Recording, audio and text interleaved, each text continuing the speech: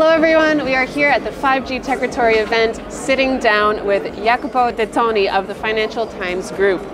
Jacopo, it has been very interesting to talk to you, meet you. You are here also surveying the event. What is your main takeaway from this event here? All right. Well, I think that it's been a very interesting event. Definitely everybody agrees that the 5G, the deployment of 5G networks will be a major upgrade from a technological standpoint. But I also think, as far as I perceived, there are a number of question marks that have yet to be answered to make the whole equation work for all the parties involved. All right, so what are those question marks that haven't been covered in your opinion? Well, I mean, again, I'm not a technological expert, but from the business perspective, which is what we cover, I think that a number of panelists, speakers, they highlighted the fact that still there isn't a clear business model for the deployment of 5G networks. Which obviously doesn't mean that there won't be. It doesn't mean that there are no options. Actually, there are many options on the table under assessment.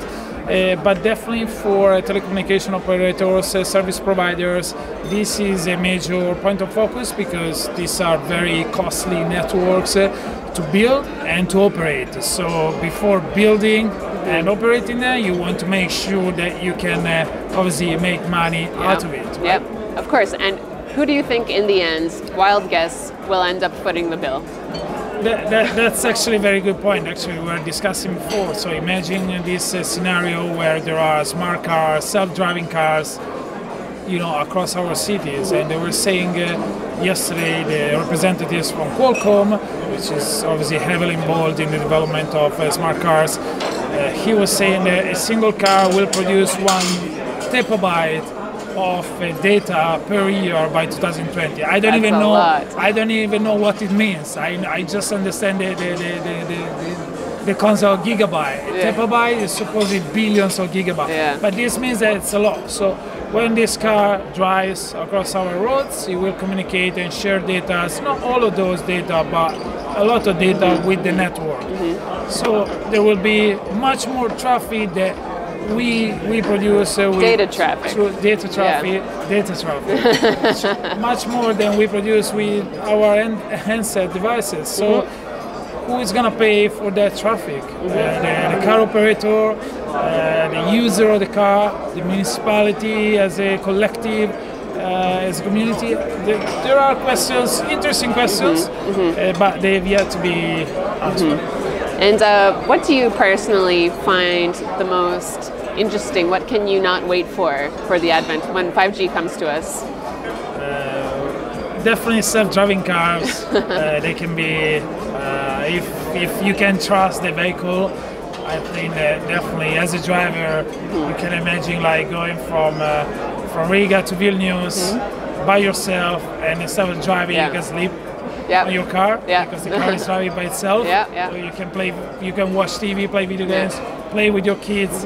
So this is definitely, I mean, from this perspective, you can see the disruption there looming in the horizon. So I'm looking forward to seeing these things happening. AI. I mean, these are incredible technology, incredibly disruptive technology. They will change the way we work, the way we live, the way we do everything. So, without a doubt. As a consumer, as a user perspective, I'm looking forward to the revolution anytime soon. Waiting for it. So last question, is this your first time in Riga? Yes, it is. What do you think? It seems definitely a very nice place. It's definitely one of those cities that you see because they are smaller in size and population. They can be more agile in the way they are governed and in the deployment of these technologies.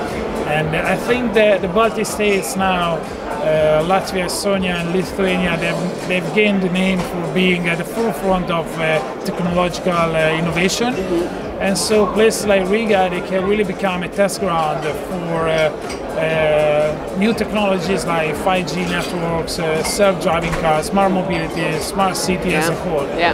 So it's definitely an interesting place, and I just wish you guys all the best. Yes, for the thank future. you. And it looks like everything is happening to make sure that Riga and Latvia does become that testing ground, that pioneer for the 5G revolution. Ironically, probably the biggest competition will come from your neighbors, because Estonia and Lithuania, they're all vying for that sweet spot, right? Yeah. So it's a Baltic race, but eventually I believe that the pie will be as big as to make everybody happy. We've also been hearing a lot that everyone is really highlighting the importance of cooperation. So I'm sure that we'll be able to cooperate on a Baltic level and also on a Baltic Sea region level to make sure that happens. Yes, I think. Yeah. All right. Well, thank you very much for taking the time to sit down with us.